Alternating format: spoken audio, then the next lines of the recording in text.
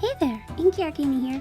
Today I've got a drawing that I'm kind of proud of because I actually let myself spend quite a while on it. Usually and recently I've been sort of trying to draw things faster and focusing on that, even if it means having to sacrifice a little bit of the quality. And it's a good practice to try and draw faster, but I'm really happy that I got to spend several hours on a drawing, which usually only takes me an hour to do something like this, but I spent quite a while on it, and you might not really be able to tell the difference, it might not look a lot better, but it was pretty fun to just do. I was also using that extra time to play around with the style a bit and try and give him a more dynamic pose than I usually do. By the way, if my voice sounds weird, I was sick last week and it hasn't fully gone away. I don't know if you could tell, but if my voice sounds a little scratchy, that's why. Anyway, I've got some time, so I guess I'll tell you a bit about this character here. His name's Helix, and he's around 12 years old. As you could probably tell, he's part dragon. He's in my world that I've created a species of dragon that's the most intelligent and has the ability to shapeshift, so they often turn into humans or part human. In my world, all shapeshifters have personal markings on them, no matter what form they take, so that is, he has sort of spiral markings, and that's actually where he got his name Helix. He did hatch from an egg, and though he never really met his parents, he has a little dragon guardian named Flint that always goes around with him and tries his best to make sure that Helix is safe.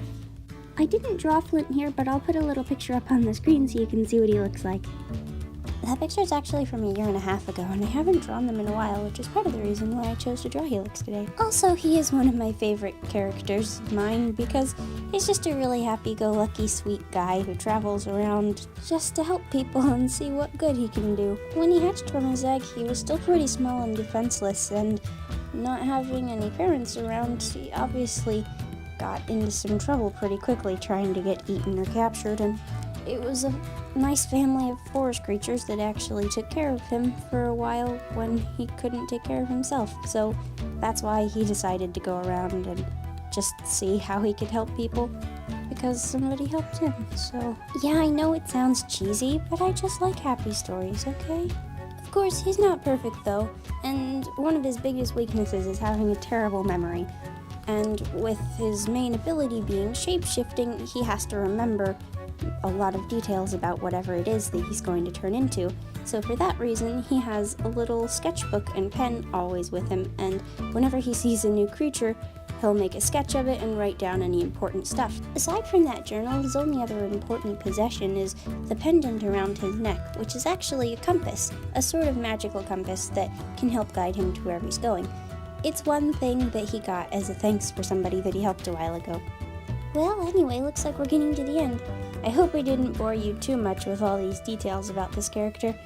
I just really like developing characters and talking about them, so I might be a bit more excited than anybody listening, but I hope it was at least a little bit fun to hear about him. Also, I've been thinking I'd really like to draw some other people's OCs, so if you have any character you'd like for me to draw, leave a comment with it, and I'll draw it next time. Well, thanks so much for watching. I'll see you later. Love you, bye!